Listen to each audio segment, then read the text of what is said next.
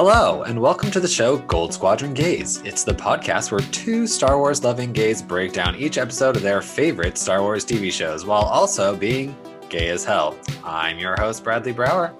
And I'm Charles Rogers. And Bradley's coming to us from New York today because he's fancy and has friends. I'm coming to you from the Big Apple, the big Star Wars apple.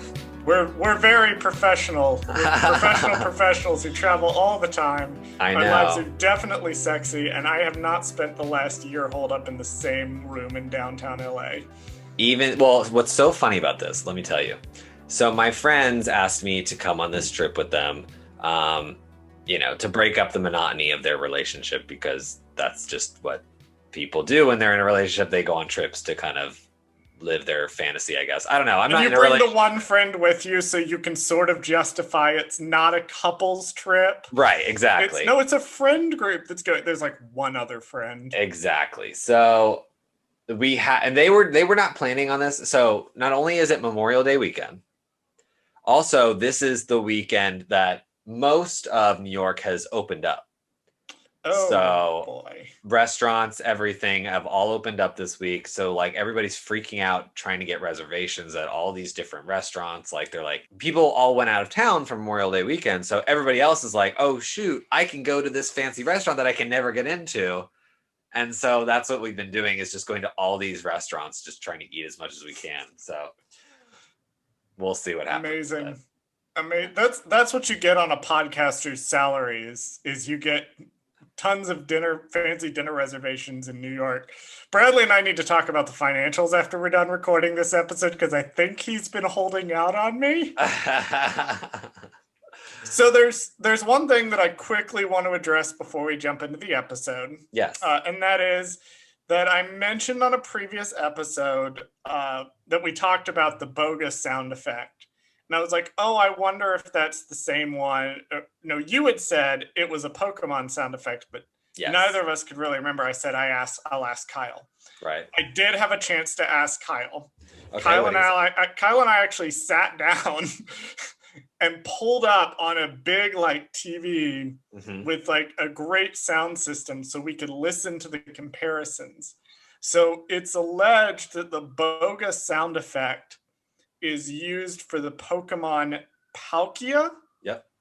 When Palkia fires some beam thing. Right. The bogus sound effect is part of that mix.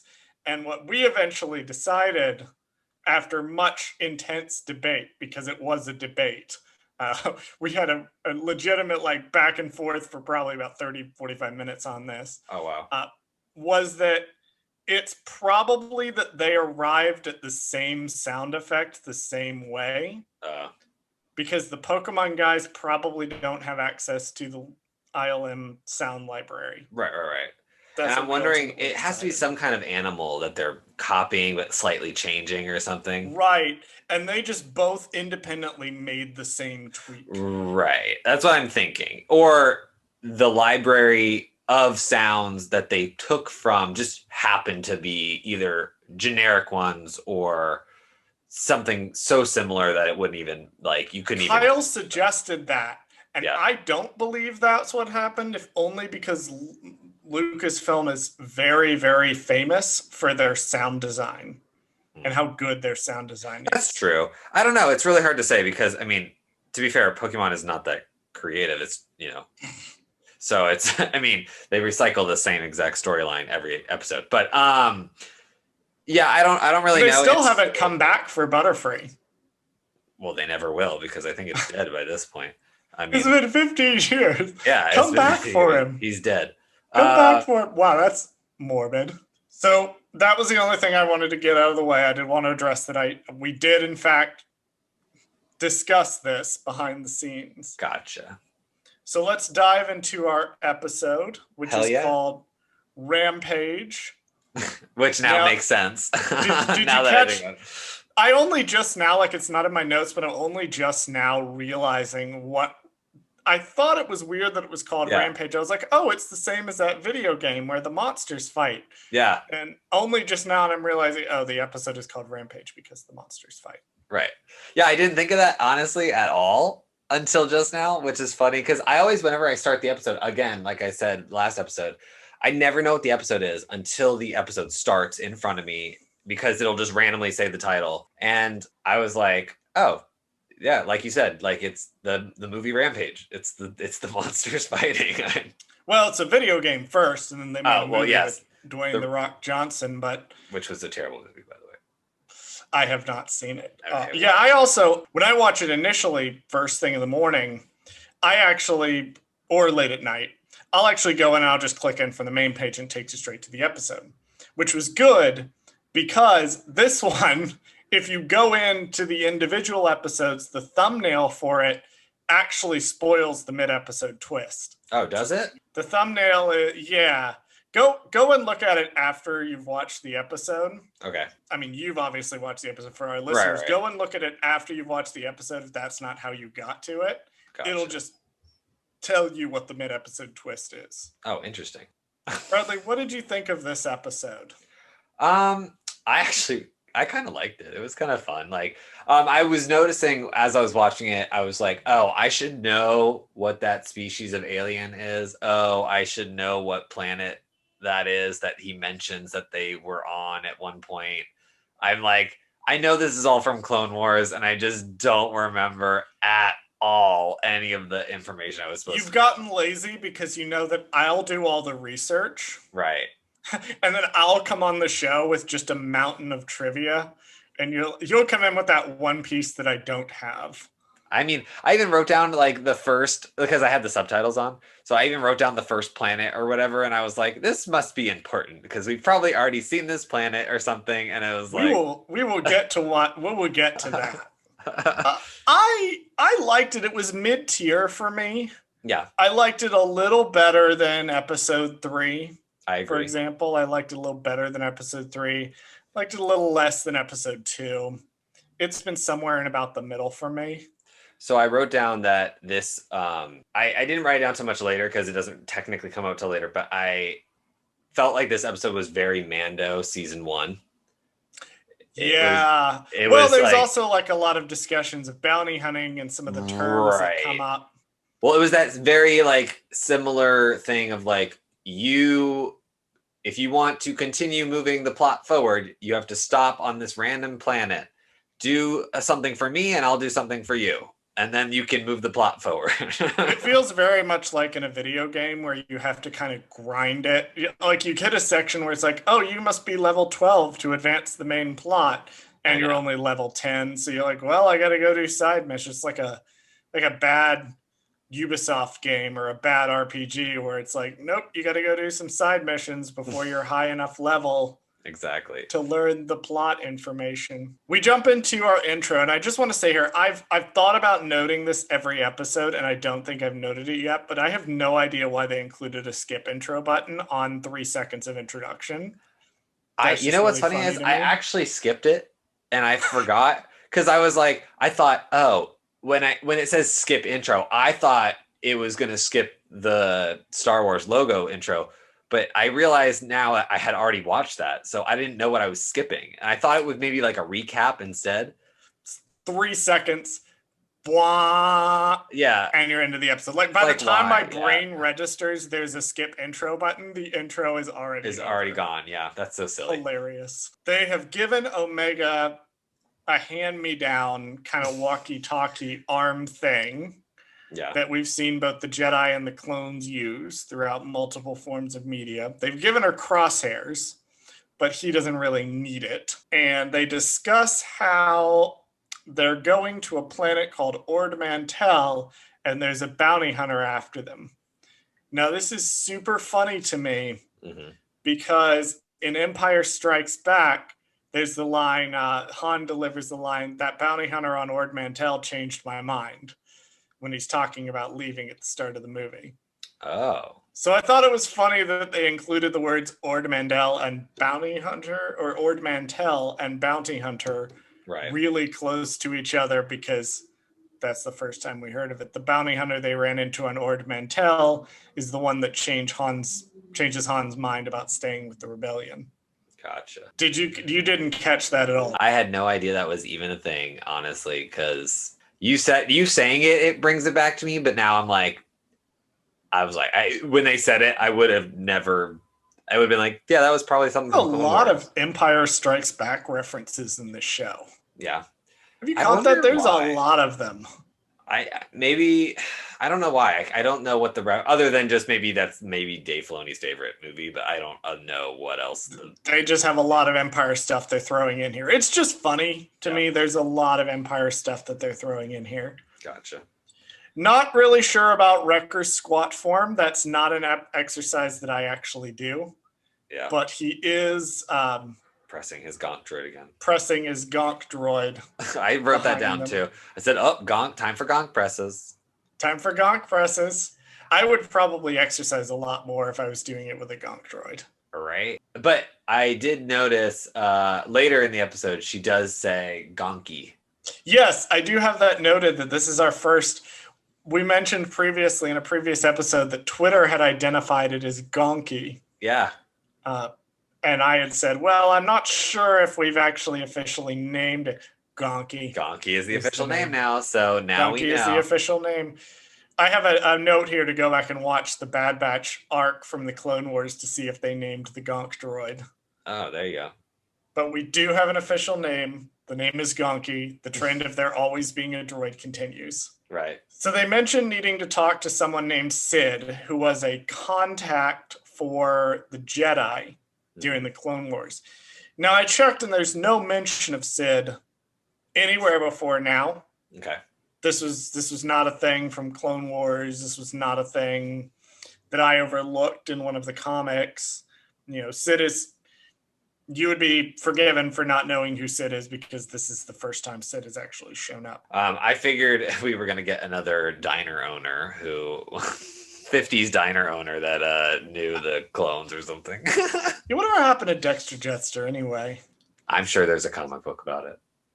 There probably is. I will have to go find it for later. Yeah, no, and when we got in this, I'm assuming it was a bar of some kind. And before we enter the bar, I just want to say they're running. I like the progression of the parenting because as they're walking up to the bar, they're like, "Okay, Omega, what are our rules? What are our rules now? Don't run off. Right. Don't talk to anybody. Call if you need help. Don't trust anybody who's not the squad." Like every episode, they're gradually building on the last one. Right. Yeah, no, they go in there and then, okay, now correct me if I'm racist, but the alien that they first encounter, who seems to be, I guess, running the bar or some kind of greeting at the bar, he is a Trandoshan, or is he a Bosk alien thing? So it's interesting you should bring up the gender, but also Wikipedia does identify the character as a Trandoshan. Oh, it is. Okay. So I wasn't so... It's a Trandoshan. It is a Bosk type thing. Yeah. Just a little bit heavier. Yeah, he looks fatter and smaller. So I was going to bring this up later on. Yeah. But the clones referring to Sid as a he. Right. Wikipedia identifies her as a she, and she is voiced by a female actor. So it kind of annoyed me and was confusing that they did this kind of misdirect.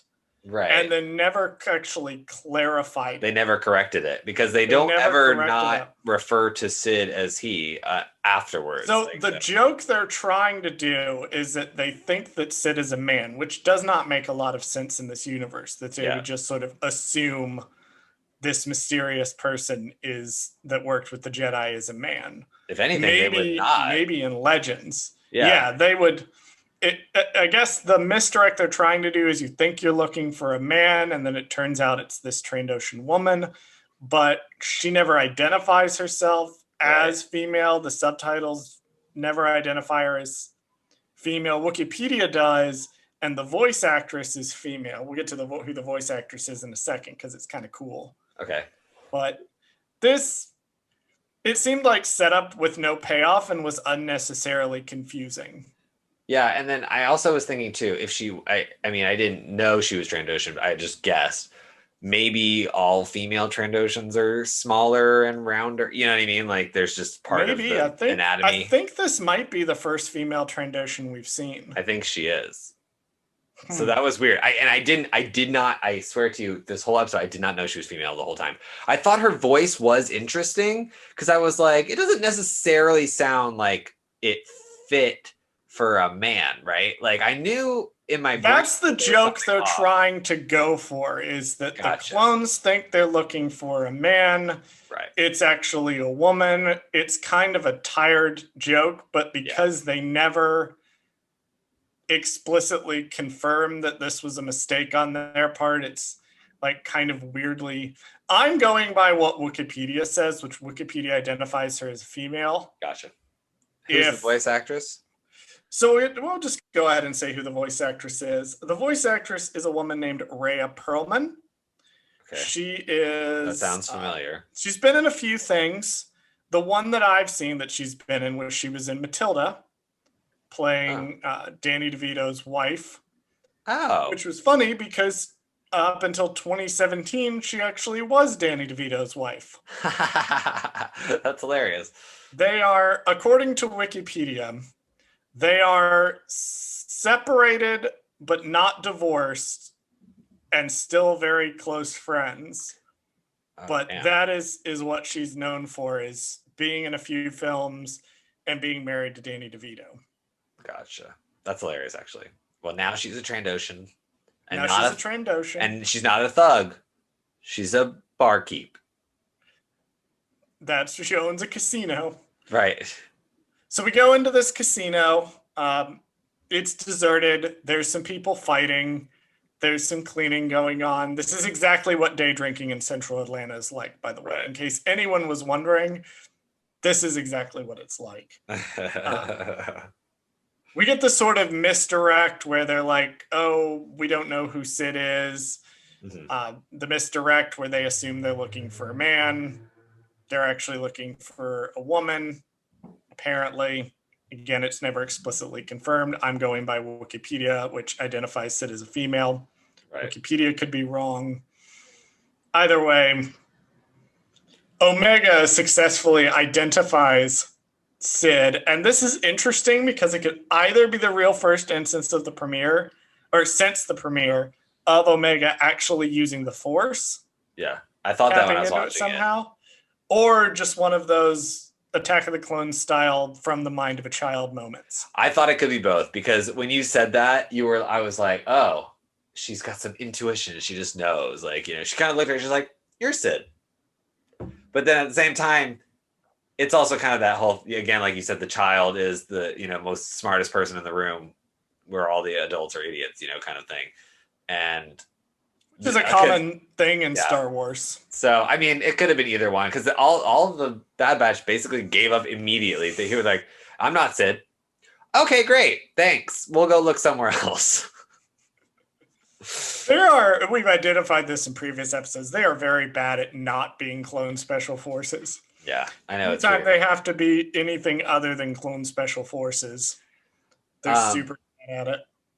And this is where I kind of was thinking that whole Mandalorian mercenary rules thing came up, because I was like, when Sid was kind of talking to them, she said, you know, she was like, well, if you do this for me, I'll do this for you, kind of thing, you know. And I was like, oh, great. It's one of those, like, one of those underworld type deals. Yeah, they got to go on a detour again, you know, to go do something else. And I was right last week when I said that this was the episode where we were randomly going to do a detour and she was going to get her bow and arrow.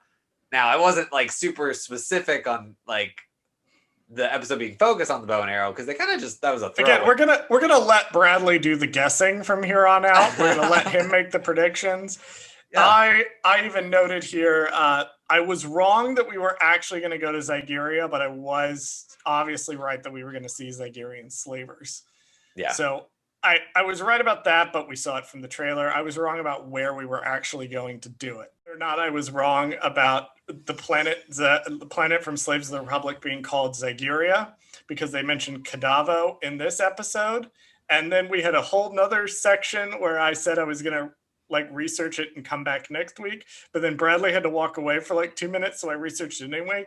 Long story short, to clear up confusion, I was right to suggest that they were going to Zygeria because I thought that was where they were going, which is the capital of the Zygerian slave empire. Kadavo, that they mentioned in this episode, is where the slave processing facility is located. It is a moon or some other planet in that same system where they process the slaves. Got it. So that is the brief tangent to explain that I was wrong about them going to Zygeria, but I was right to say Zygeria because that was the right planet. The Kadavo they mentioned this episode is something different. Gotcha. So they mention, Sid says, well, we've got to go get this Moochie kid. This Moochie kid. This Moochie kid, which Moochie was, I'm going to describe my thought process here. Moochie was my first clue because I went, that name sounds really familiar, and I can't figure out where I've thought of it before. Really? I thought it was a completely random, boring name. I'm like, I know I've heard this. Okay.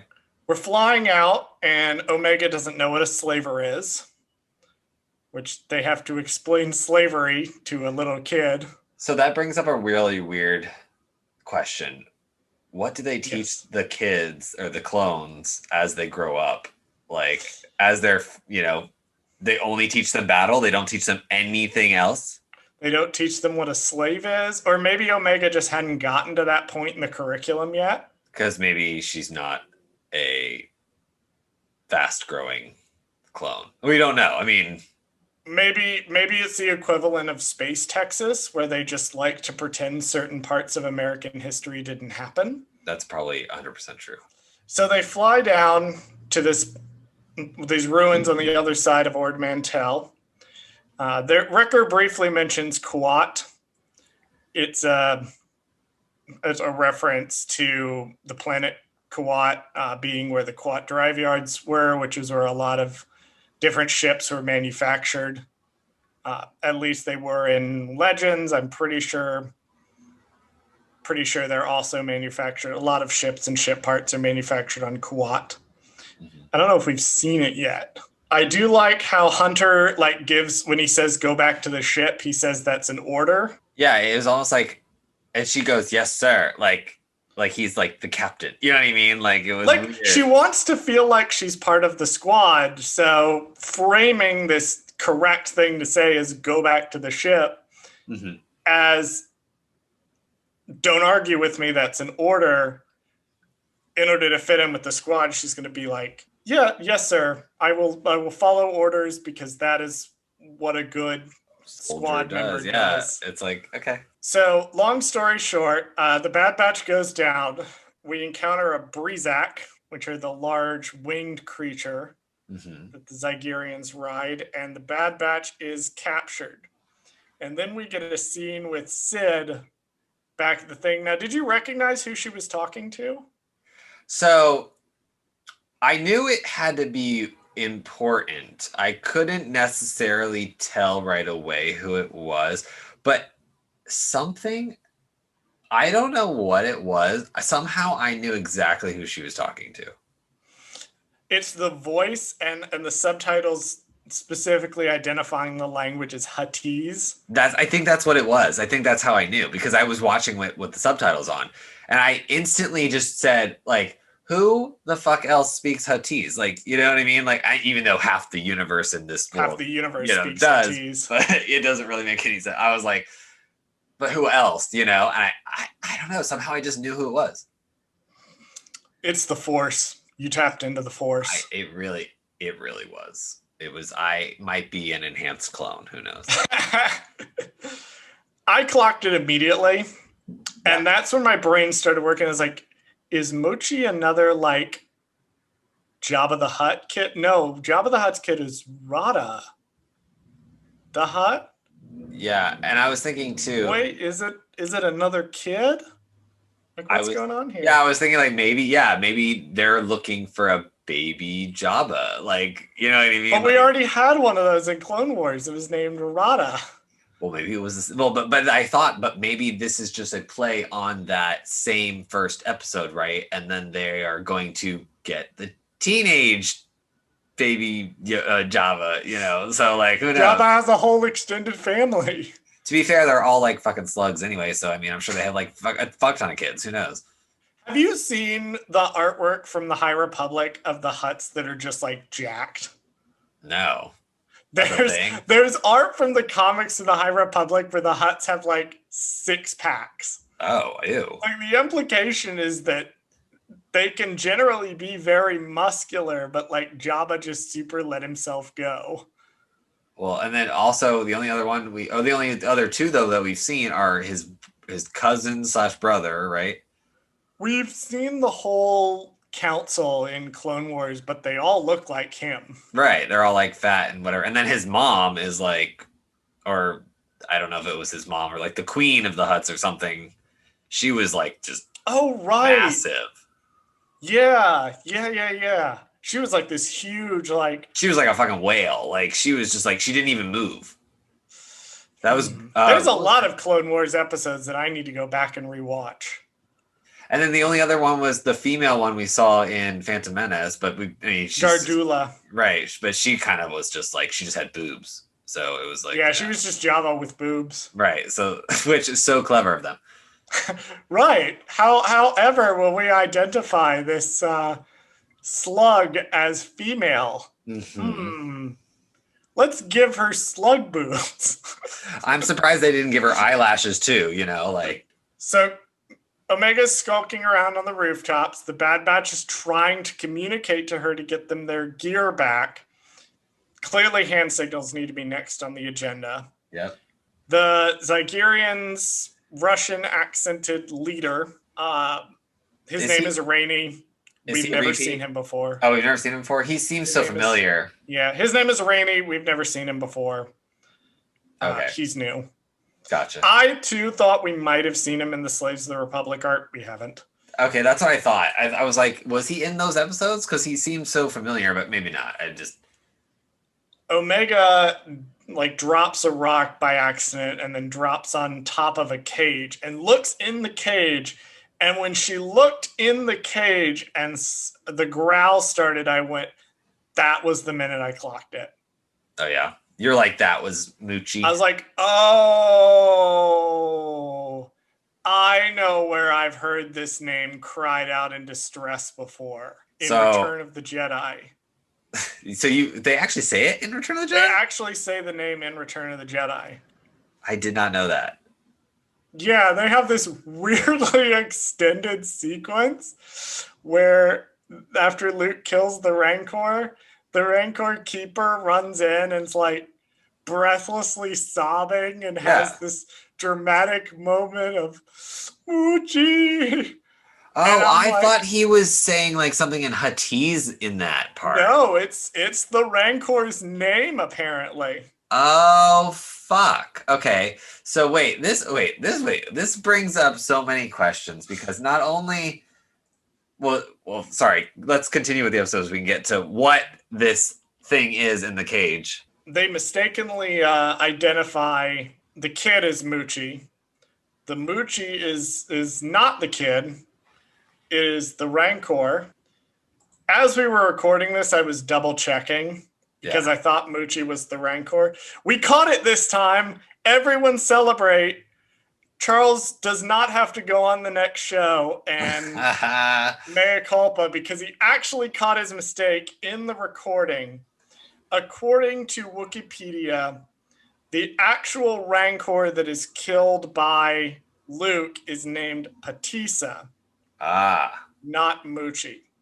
I don't know where I've heard the name Moochie before. Okay, so then this is even getting more interesting because I thought it's a different Rancor. It's a different Rancor. The same Rancor too. I thought that was the implication.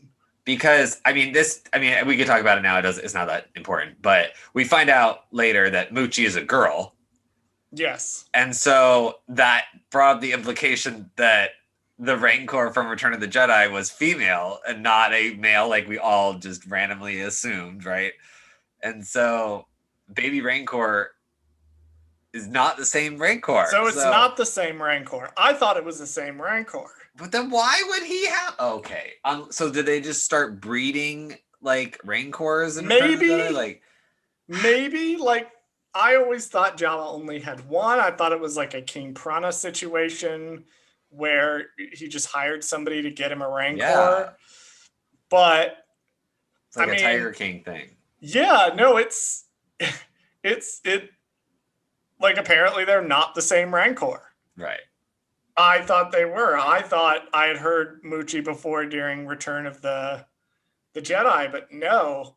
Oh my gosh. Okay, well, this is making this episode even more confusing because apparently it is a different rancor. Right. Which is slightly undercuts it somewhat, in my opinion. But yes, fortunately we caught that while we were recording. Good. The little kid, the Falling kid is not Muchi. The Rancor is Muchi. They lead the captured people away. Tech does his translator thing again. We've seen him do it in Clone Wars. Yeah. I had thought that, or rather, I had liked that there were various other people showing other aspects of their skills. Remember, I mentioned in a previous episode, I was like, I hope Wrecker gets to do something that's not just like being the strong guy. Well, you're incorrect this time around because I was incorrect this time around, but we do see Tech doing something that uses his skills differently. Yeah, I wrote down Wrecker the Alpha. Yeah. Wrecker is a Dom top confirmed. Yep. I was like, this is the only time I was going to let you make that joke again because they literally specifically say at one point, you have to show the Rancor who the Alpha is. And so Wrecker's like, I can do that. Bradley does not appreciate my top Wrecker jokes. Even though I think they're top quality content. Oh my God. Anyway, what happens next? So we get some action scenes. Hunter beats up the slaver. Omega does pick up the light bow, which is treated as a moment, like with its own like musical motif and everything. And then just never gets brought up again. Yeah, it was weird, right? Like, so in the trailer, they made it seem so important. And then in this whole entire episode, she picks it up. There's like this musical cue that's like clearly her theme or something. Yeah. And then she just kind of has it for the rest of Yeah, she just kind of has it on her arm and she's like, all right, I'm stealing this piece of shit. Like, you know what I mean? Like, it was so random. Like, I mean, maybe we'll look back on the moment with a little more fondness once we have some more context, but it is treated as like the moment Finn picks up the lightsaber in The Force Awakens. Yeah. And is like, this is going to be a big deal. So Muchi beats up the Breezak. Then Wrecker and Muchi just kind of punch each other until they wear each other out. Yeah. Which is funny and cute. But we've released the slaves. The slavers have been defeated, and we have the Rancor. Yay! Yeah, they did it. Like, and then I'm sure they were very confused too because they were like, "Wait, how do we get this thing back?" That's what I was thinking. I was thinking like, what's not like hauling Rathtars? You know what I mean? Like, you're hauling a baby Rancor, so it's gotta be somewhat similar. I would have. They're hauling baby Rancors. We're hauling baby Rancors. That's right. So they go back. Bib Fortuna is now physically shown up. He says a line where he clearly is asking where Muchi is, but the exact line is something Pudu Muchi, which I know this is probably not the case, but I just imagine the translation of that line is, where the fuck is Muchi? Right. Yeah, that's what I thought too. He's like, you promised me fucking Muchi, so where? Oh, something like that. You promised me fucking Muchi. Right. Like, it's like the R2-D2 thing where he's just dropping swears. Exactly. But they ride back. Omega is riding Muchi in. There's a cover recently for one of the High Republic comics with one of the characters riding a full-grown Rancor. Oh, fancy. There's also a blonde, Force-sensitive woman. Oh, curiouser. Maybe Omega's an Avar Chris clone. Yeah, maybe. Who knows? That would throw Bradley for a loop because then he'd have to read stuff. Yeah, I would have to figure out who that is. No, I liked Bib Fortuna in this scene too because he has his two little Gamorrean guards with him, which was kind of fun. And then I like how they took the Rancor away, but why show Bib Fortuna and the Rancor if it's not the same Rancor? This still brings up that same question. Like, what was the purpose other than like, unless they had been like, oh, they're trying to like breed the best Rancor they possibly can. You know what I mean? To get the Rancor they have in Return of the Jedi. Because I'm trying to figure out the timeline. I don't know how old Rancors get and how quickly they mature, but like, you know, if it's a baby now, by the Return of the Jedi, 20 plus years from now, I don't really know what that situation is. Like you would think that's where they were going, but apparently not. We go in and there's a final exchange between Hunter and Sid, where she explains that unlike what we theorized in the last episode, Fennec Shand is relatively new to the scene, which opens a question of where she got all this money. But interestingly, she says that the hunt for the Bad Batch is a direct commission. So if we remember from Mando Season 1, a direct commission is where the hunter goes and personally meets with the client, and the client personally gives them the job or does so over to the side so that even the middleman does not know what exactly the job is. So that was interesting thing, but that's our mystery. And then we get more, you guys must be really special if they're looking for you. And that's where our episode ends for the week. Yeah, he seemed to like kind of imply like, hey, I can keep your secret as long as possible. I wonder if they're going to go back to Sid for more jobs. I think he might be a character that might continue moving forward. I suspect so, or she might be like popping in and out like a recurring character. We know she's trustworthy because she was a former Jedi informant. Do you have any final thoughts on this episode, Bradley, before we wrap it up? It was a nice episode, didn't really move the plot forward, but there were some nice character moments, I thought, of showing how the team is growing. Yeah, I thought the same thing. I think it was basically, it was cute, but it wasn't like super plot heavy, which probably will happen next week because my prediction now is next week is the Rex episode. Next week is the Rex episode. Bradley is staking his reputation on this prediction that we will finally get the Rex episode next week. So if you want to keep up with the show, you can follow us on Twitter at @GoldSquadGays. You can follow us on Instagram at @GoldSquadrongays. You can also hang out with me on Twitch at CWRogers6. I play Star Wars games every Monday when these episodes come out. So drop by and say hi. And that is it for the show today. We're going to do an expedient out here so Bradley can continue being very professional in New York. And we will see you guys next week. Every Monday with another episode of Gold Squadron Gays.